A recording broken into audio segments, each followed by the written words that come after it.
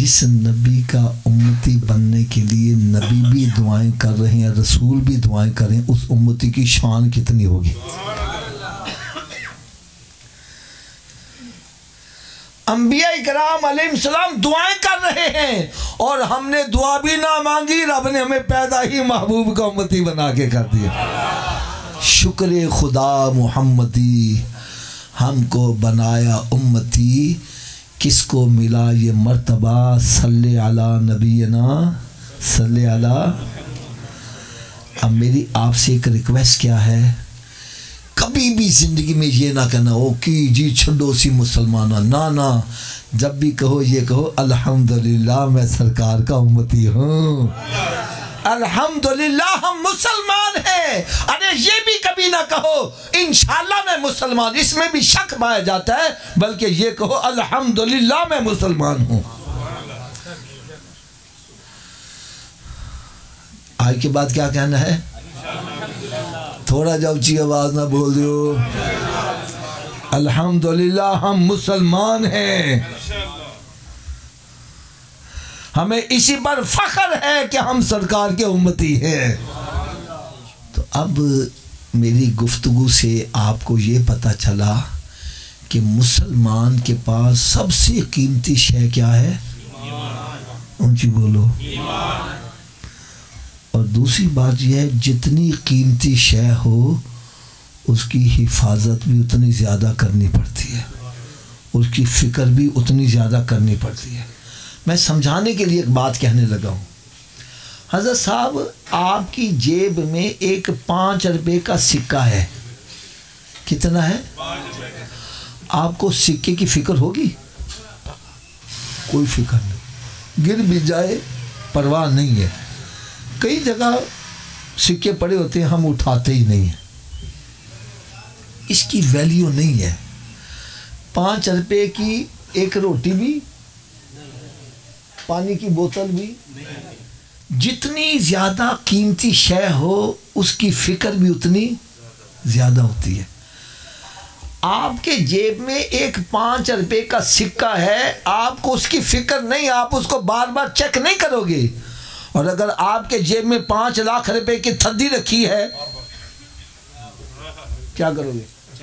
بار بار ہاتھ پکڑ کے رکھو گے، یار گر نہ جائے، یہ نہ ہو جائے، وہ نہ ہو جائے۔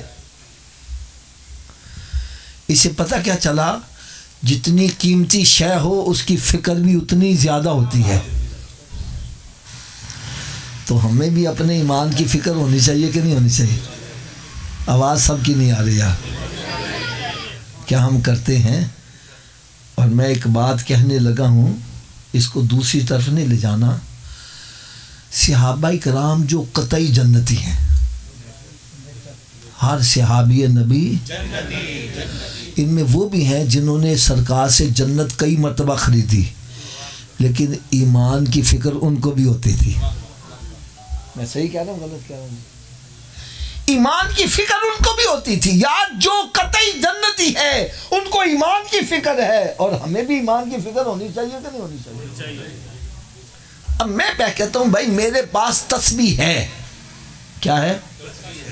آپ کہتے ہیں دکھاؤ، کہاں ہے؟ دیکھو بھائی تسبیح نظر آ رہی ہے، پتہ چل گیا۔ اب میں کہتا ہوں بھائی میرے پاس ایمان ہے، آپ کہتے ہیں دکھاؤ، دکھا سکتا ہوں، پتہ کیا چیز ہے کہ نہیں ہے؟ کیسے پتہ چلے؟ بھائی دیکھو، میں سمجھانے کے لیے بات، اللہ تعالیٰ ہر مسلمان کو بیماریوں سے محفوظ ہوگی۔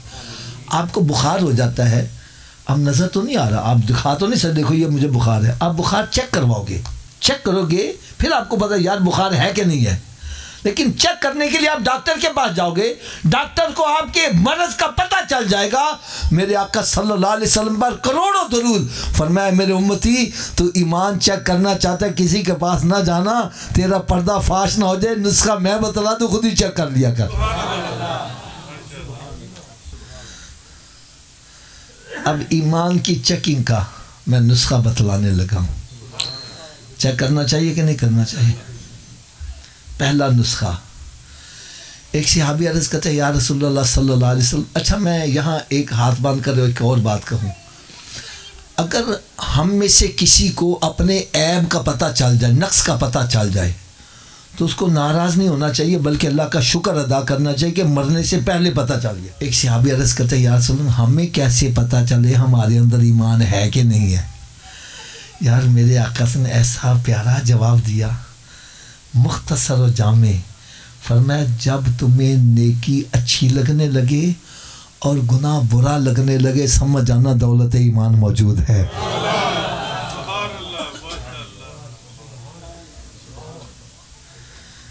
نیکی اچھی لگنے لگے اور گناہ سمجھ جانا دولت ایمان میں، اور اگر اچھائی برائی میں تمیز ختم ہو گئی تو سمجھ جاؤ۔ اب میں اشارے کرنے لگا ہوں جلدی جلدی۔ ہمارے اسی محلے میں وہ بندہ بھی ہوگا جس کی ایک نماز جماعت سے چھوٹ جائے سارا دن اپسٹ رہ رہے، پریشان ہے، او مولوی صاحب میں پریشان ہو گیا، میری جماعت چھوٹ گئی یار، آج مجھ سے قرآن نہیں پڑھا گیا، میں سارا دن اپسٹ ہوں۔ ہو سکتا ہے پریشانی کی وجہ سے آنکھوں سے آنسو بھی نکل آئے، اور اسی محلے میں وہ بندہ بھی ہے جس کی 5 نمازیں قضا اور یہ اس کو پتہ ہی نہیں ہے۔ میں صحیح کہہ رہا ہوں غلط کہہ رہا ہوں؟ ایسا کیوں ہے؟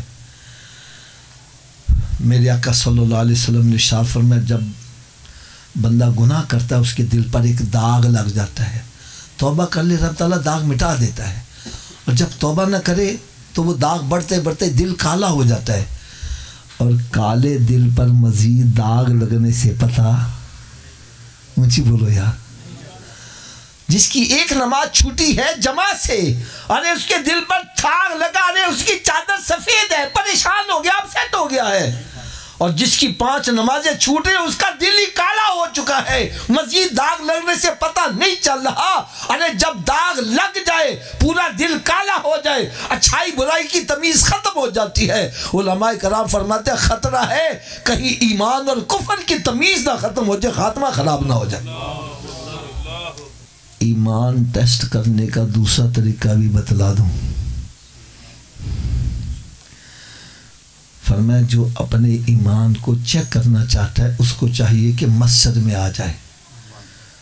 کہاں آ جائے؟ تھوڑا سوچیے آواز سے بولو۔ فرمایا اگر مسجد میں آ گیا ہے، اس کو ٹھنڈ پڑ گئی، سکون آ گیا، چین آ گیا ہے، فرمایا سمجھ جاؤ دولت ایمان موجود ہے۔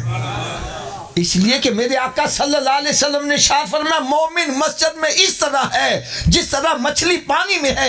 ارے مومن کو مسجد سے باہر نکالو، پانی سے باہر مچھلی تڑپ رہی ہے، اور رجی اذان تو نہیں ہو گئی اور ٹائم تو نہیں ہو گیا، بڑی ٹائم بار بار دیکھ رہا ہے، یار دیکھو کہ اذان کی آواز تو نہیں آئی، تڑپ رہا ہے۔ جیسے ہی مسجد کی آواز آتی ہے بھاگ کے مسجد میں جاتا ہے، ٹھنڈ پڑ جاتی ہے، فرمایا سمجھ جاؤ دولت ایمان موجود ہے۔